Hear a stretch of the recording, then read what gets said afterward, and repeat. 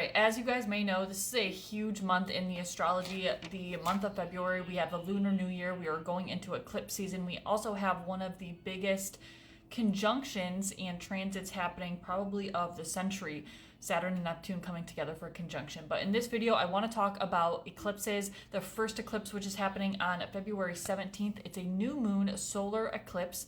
It's a ring of fire annular eclipse happening on February 17th at 28 degrees of Aquarius. Now, this is the first eclipse that is going to be on the Aquarius-Leo axis. The nodes have not yet shifted into Aquarius and Leo. They are still in Pisces and Virgo, and they will shift later this year in July. So this is kind of giving us a preview of the energy that we're going to be experiencing when the nodes shift into Aquarius and Leo later on this year, and we'll be transiting Leo and Aquarius for the next year and a half, almost 2 years. Now, I have plenty of videos on eclipses themselves, so if you're not familiar with the energy of eclipses, go check those videos out. But to sum it up for you, eclipses are very fated.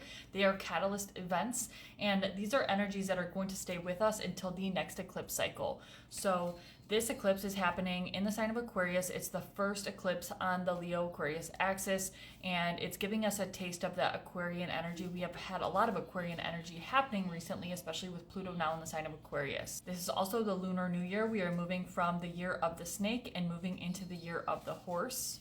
And just several days after this eclipse, we are having the Saturn-Neptune conjunction, which I will make a whole entire other video on because it's such a huge transit and will be prevalent for a long time. But we're definitely feeling that energy during this eclipse and during eclipse season. So we will have 2 eclipses. We will have another eclipse, a full moon lunar eclipse in Virgo happening 2 weeks after this new moon solar eclipse in Aquarius. So first and foremost, let's talk about the Aquarian energy that this new moon solar eclipse is in. So Aquarius is the 11th sign of the zodiac.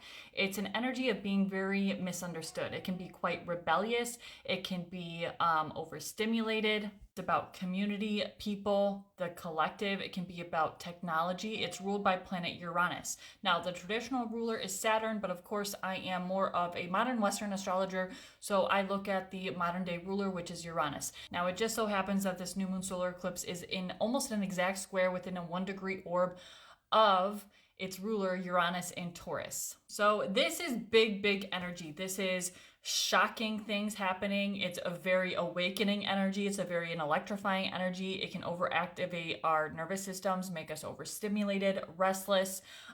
We really need to release our expectations. Uranus in Taurus, which we've known about this energy for quite some time. We had a glimpse of it in Gemini, but Uranus in Taurus really has a way of making us feel unsettled. So that energy could be very prevalent at the time of this eclipse. This is an energy of invention or just new ideas, and we have the ability to create something out of nothing or for something to happen very unexpectedly. This is about honing in on your uniqueness as an individual, but whilst also looking at the bigger collective picture. This is definitely a time of transcendence and revelation. It can be a time of rebellion. It can feel like very weird, wonky, or strange. Things can feel a bit hazy at first and then shift into clarity. We can see a lot of things about humanitarian efforts. We could see something happening in the tech space, in the AI space, in the political space. This is essentially an energy of previous timelines coming to an end and new timelines beginning. It's almost like an expiration date, if you will.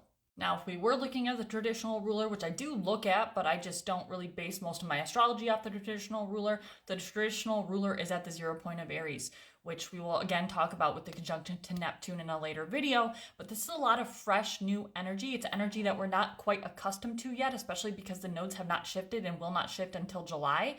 But there's a lot of new energy that's brewing under the surface, and things are getting ready to be shown in a new light. There is something that we have not yet been able to digest with the logical brain that hopefully this eclipse will help us shift into the right mindset to be able to digest that, whether that's energetically, figuratively, spiritually, physically, whatever the case may be for you. Of course, you're going to want to look and see where Aquarius is in your chart and where 28 degrees of Aquarius is. Now, if you have planets in Aquarius, this is a huge eclipse for you. especially fixed sign placements. I would say anywhere from like 23 to 29 degrees. Taurus, Leo, Scorpio, or Aquarius. This is a huge eclipse for you, as well as the next year and a half, because the nodes are shifting into fixed signs. This is kind of like a foreshadowing of what's to come when the nodes do shift. This is like a cosmic reset.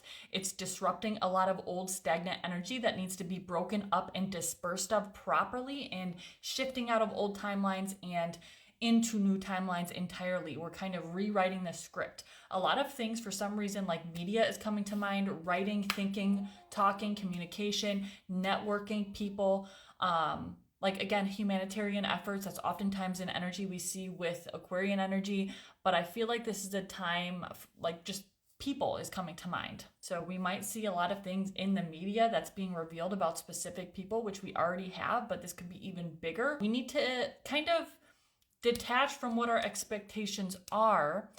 This is rewriting our ideas.